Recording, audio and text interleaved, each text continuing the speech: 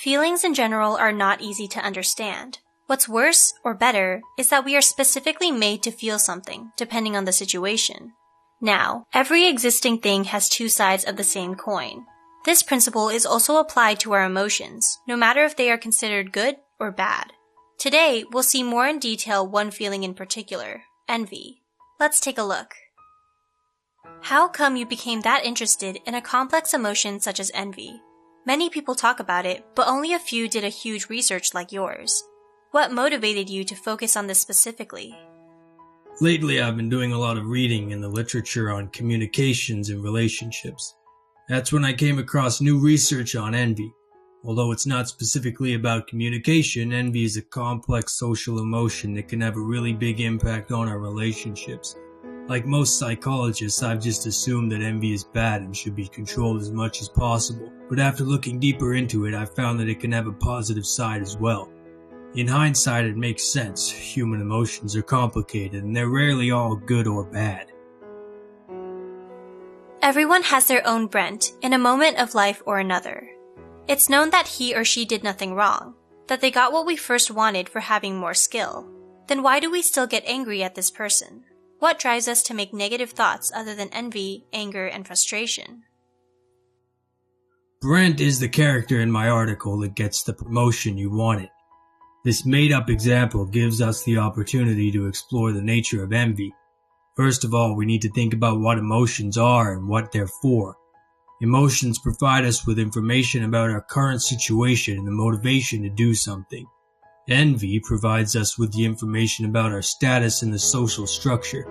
Before, you and Brent were equals, but now, for some reason, he's above you. That's what triggers the feeling of envy. After that, it motivates us to do something to mitigate this loss in social standing. Here's why envy can be either positive or negative. It's positive when it motivates us to learn from Brent's example or improve ourselves. In this sense, anytime you look up to a role model, you're experiencing positive envy. But of course, envy can also motivate us to do negative things like spreading false rumors behind Brent's back or trying to sabotage his efforts to succeed. Of course, negative envy doesn't do anyone any good. It doesn't help you improve, and because it disrupts the social network, it can cause harm to other people besides the one you intend to hurt. My guess is that your tendency towards positive or negative envy is probably based on the way you've seen others behave in similar situations, especially when you were young. Would it be possible to just use the bright side of envy to become a better person? Could it also be completely negative one day or another, leading our minds into a vicious cycle in which we can't get out? Now here's where mindfulness comes in. You may have a habit of feeling negative envy anytime someone gets something you wanted, but if you're aware of your habits, you can change them. This is especially true when you understand you can turn your negative envy into a positive motivation to improve yourself. And you're right, if we give into negative envy, it draws us into a vicious cycle that can be hard to escape. Such people tend to have a negative outlook on life generally, and they feel they have no control over the events in their life. They're not happy people, and they definitely are not pleasant to be around. Is there a way to totally repress our envy in general? Supposing that, could it be cowardly or a wise thing to do if we had the chance? It's never wise to repress your emotions. Like whack-a-mole, if you push down an emotion at one time, it just pops up again at another time, often in an even worse situation. Emotions provide you with valuable information and motivation, so you should never disregard them. Of course, that doesn't mean you should be a slave to your passions either.